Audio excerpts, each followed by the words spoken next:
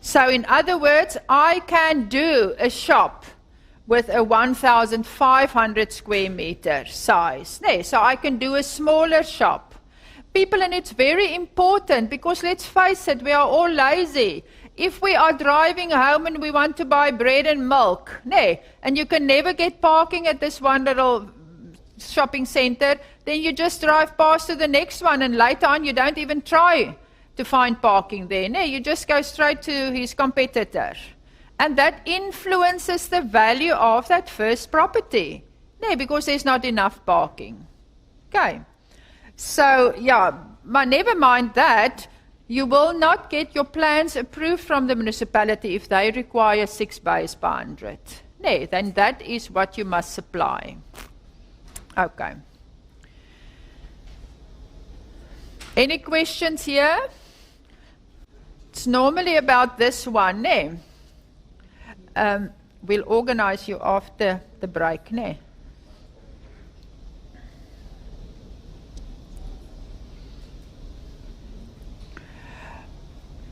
Normally students don't, yeah. So at the bottom there, are you saying 2,700 square meters divided by 4.2? No. Sorry, this is the, I'm saying 1,500 plus 2,700 gives you. This is just a quick check. Nee, if this and this is not the same, then you know you've made a mistake somewhere. You must go back. But for this, I will give a mark. Nee, if you check it for me based on the size of the shop. Nee, what parking do you need? Yes. Yeah. You're saying it's always 80. More, you know, you get to these shopping centers with your big 4x4 and you're too scared to park. Nee, they work on roughly 27 square meters per parking. You know, then they are squeezing in that parking. I think 27 is about the lowest you can go. So we just use 30. You know, it's like a round figure, but yeah, you can work with that one. Yeah. No formula sheets, people, in this course. Nee, sometimes I will tell you 30 square meters. Nee, but if I don't tell you, then you use 30 square meters. Okay, yeah. Motorcycle, bicycle, Yeah, they will probably allocate a certain number of bay and then subdivide it or something like that. Yeah. Okay.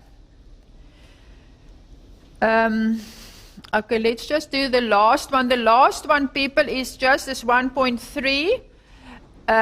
The last one where we are looking, what is the largest achievable development with shops on the ground floor and offices on the top floor. Nee, you must now see this little picture.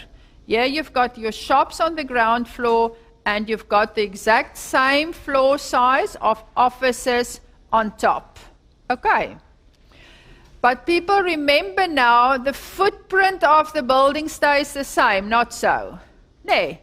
The footprint of the building stays the same, or not the footprint, it's only the shops that take up land space. Nee, the offices are on top. Okay.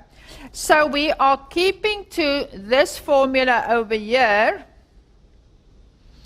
And we are saying for every 100 square meters of shop and offices, remember we are only looking at the ground floor, that is what's going to influence the parking, gives us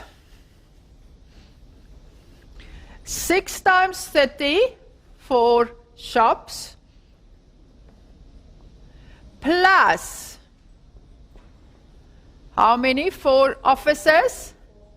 4 times 30 for offices. So it is then 10 times 30, which gives you 300 then. So, if you want shops on the ground floor and offices on the top floor, then for every 100 square meters of land space occupied by the building, you now need 300 square meters of land. to supply enough parking for your development. Okay.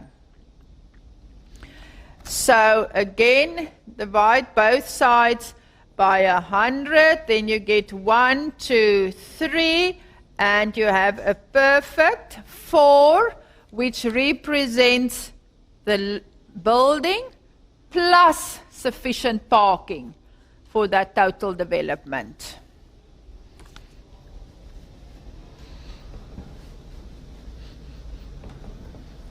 Okay. Can you see? The 4 represents offices plus sufficient parking for this whole development. We are only going to develop building plus parking, nothing else. Okay. So we are saying now it is 4,200 square meters, which is still our land extent. That's all we have. That's the size of our land. Divided by 4.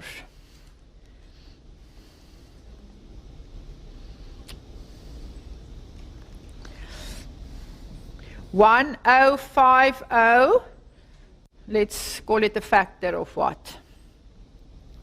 So now we can say our shop or the footprint of this building can be 1,050 square meters. Remember, the 1,050 square meters is the shop size, and on top we also have 1,050 square meters of offices. But it's only the shops that interfere with the land for parking. Okay.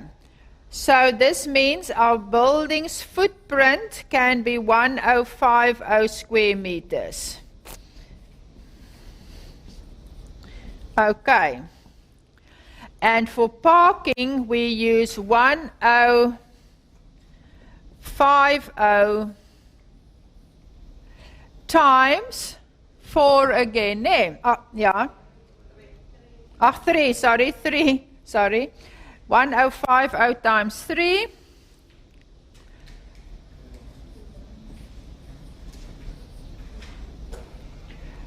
And that gives me 4,200 again. So we at least know that part is correct.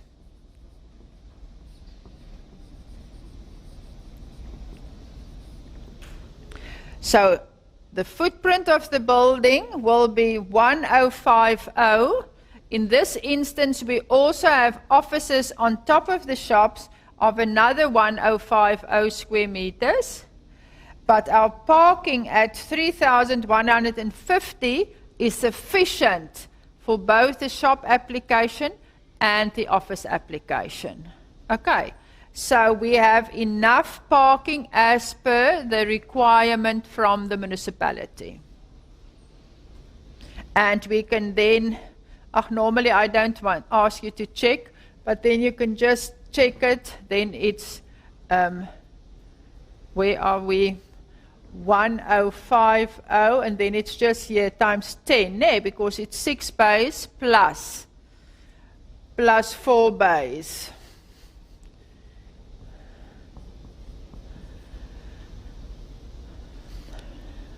So if we want to do shops and offices, we cannot have a footprint bigger than 1,050. And if we only want a shop, then we can go 1,500 square meters. So then it will be up to you as the valuer to check and see where you will get the best value. Okay. Smaller shop but office with it, or only a bigger shop.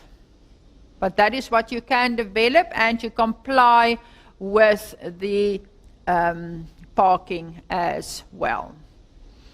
Okay. Any questions over there?